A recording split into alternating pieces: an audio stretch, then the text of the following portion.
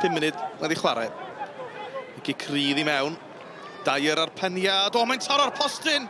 Mae Dilyn Morris. Mae'n cael ail gyfle ac mae'n rhwydo ar yr ail gyfle hefyd. Cyn chwaraewr o Bala a Bai Colwyn yn sgorio i gol gyngrau'r gynta'r tymor hwn a mae Rhuthun ar y blaen. Tom Dyer dros y gic a fel bwled i'r gornel.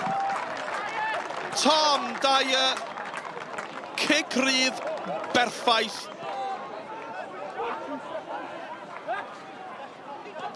Orbel i Ashton Williams.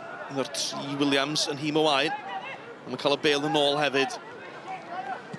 Williams yn croesi, mae'n syrthio Orbel ac yna'n syrthio i Rhys Edwards. A mae'r chwaraewr ifanc ar benthyg o'r Saint Newydd wedi tynnu gol yn ôl i'r Waun. Ni wedi cael tair gol mewn llai na 12 munud. Y cefnogwyr yn cael gwerthu pres. Tom Dyer dros y gic eto. Ac mae'n syth i'r gornel uchaf, wel y gornel chwith y tro yma.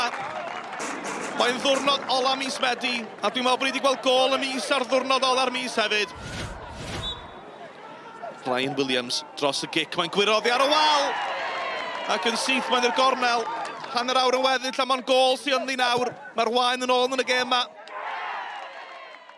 Performance wasn't brilliant, but we've been on the other end of them a few times this season where we've been a better side and haven't had the outcome, so we'll take it and we'll move on. 2 cracking free kicks for yourself. Talk us through them. Always nice to get on the score sheet. You know, it doesn't happen often as a centre back, but yeah, always nice to get on the score sheet. Did you plan to score them in different corners? Went for a goal every time, yeah. The second half's probably the best we played this season. I think we're the best team second half. You know, we scored the goal all over them. They couldn't get out the half. It was really, really good. Just time was against us. We couldn't get that third goal, but I think we're deserving of a point. Definitely the better team second half, so just unlucky, but we're heading in the right direction. And now you have to put this game behind you and prepare for a big game against TNS next week. Yeah, a team I know very well, coach at TNS. It's going to be a hard game next week. Hopefully they bring all the stars down with them, but hopefully we'll be up for the test and we'll give them a good game. Nath ni'n chwarae'r gorau dyn ni'n chwarae o bell ffordd, ond dyna sy'n bwysig yn y gyngor yma. Yn enwedig, mae 3 pwynt yn mynd â ti. Fyny dipyn, so hapus efo'r result, really.